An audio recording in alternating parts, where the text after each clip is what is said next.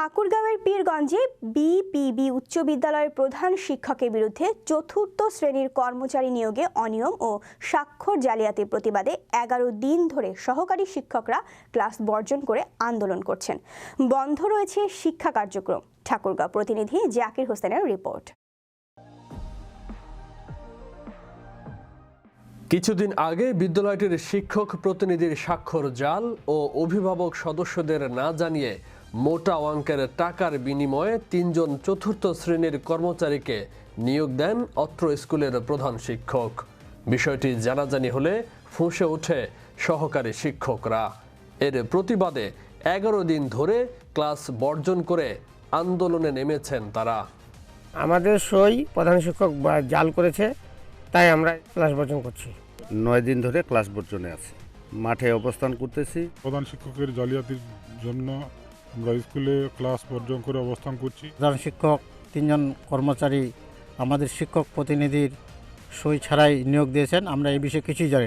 এই নিয়োগে 2 জন শিক্ষক প্রতিনিধি তো সই করে নাই এবং আমরা শিক্ষকরাও অবগত নই এই ব্যাপারে। এর প্রতিবাদে আমরা ক্লাস বর্জন করে আছি। আমরা ক্লাস বর্জন করি এবং প্রতিষ্ঠান প্রধানের এটা একটা উপযুক্ত একটা বিচার চাই। আমরা 12 তারিখ থেকে ক্লাস বর্জন করেছি।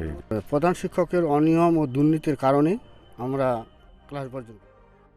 এ বিষয়ে গত 15 জানুয়ারি ঠাকুরগাঁও জেলা মাধ্যমিক শিক্ষা কর্মকর্তা বরাবর অভিযোগ দায়ের করেছেন বিদ্যালয়টির 14 জন সহকারী শিক্ষক। ক্লাস বর্জন, সমস্যা নিরসন ও পুনরায় ক্লাস চালুর জন্য প্রশাসনের হস্তক্ষেপ কামনা করেছেন শিক্ষার্থী ও অভিভাবকরা। আমার নাম সুমনা, আমি বিপিবি উচ্চ বিদ্যালয়ের 10ম শ্রেণীর ছাত্রী। আগে আমরা নিয়মিত স্কুলে আসতাম, কিন্তু এখন স্কুলে আসি, স্যাররা নাকি ক্লাস বর্জন করেছে, তাই এখন আর ক্লাস নেয় না। আমরা প্রশাসনের দৃষ্টি আকর্ষণ করছি যাতে আমাদের নিয়মিত ক্লাস নেওয়া হয় স্কুলে। আমার নাম রেদওয়ান, ক্লাস 6-এ পড়ি। এই স্কুলে আগে ক্লাস হইতো, এখন ক্লাস হয় না। শিক্ষকরা ক্লাস নিচ্ছে না, আমরা আসে ঘুরে বাসায় চলে যাই। আগে আমরা প্রতিদিন স্কুলে আসতাম, স্কুলে ভালোভাবে ক্লাস করতাম, কিন্তু এখন নিয়মিত ক্লাস হচ্ছে না। শিক্ষকরা ক্লাস বর্জন করেছে, তাই আমাদের ক্লাস নেই।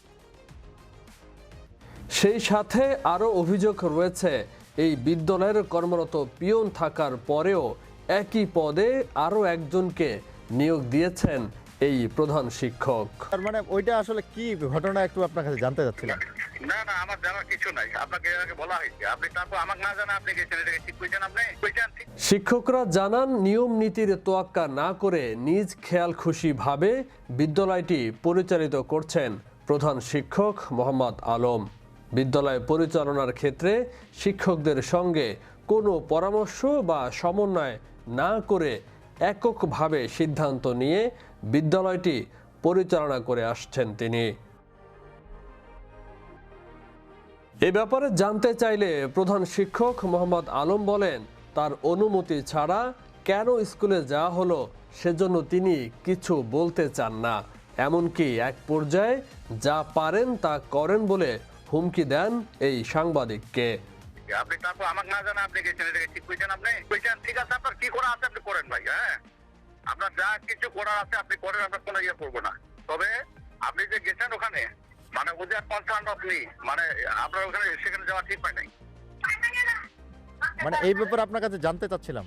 না না, আমার কিছু I have no say something. আপনার কি করা আছে আপনি করেন। এই বিষয়ে ঠাকুরগাঁও জেলা শিক্ষা অফিসার শাহিন আক্তার বলেন, অভিযোগের ভিত্তিতে তদন্ত করা হবে। উপজেলা শিক্ষা অফিসার ছুটিতে আছেন, তার সাথে কথা বলে প্রয়োজনীয় ব্যবস্থা গ্রহণ করা হবে।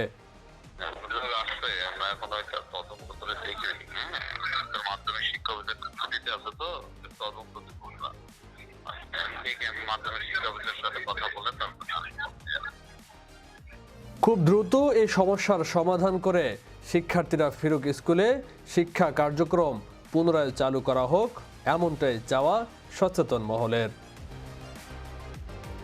ফয়সাল মাহমুদ, বিশ্ব বাংলা 24 ন্যাশনাল ডেস্ক।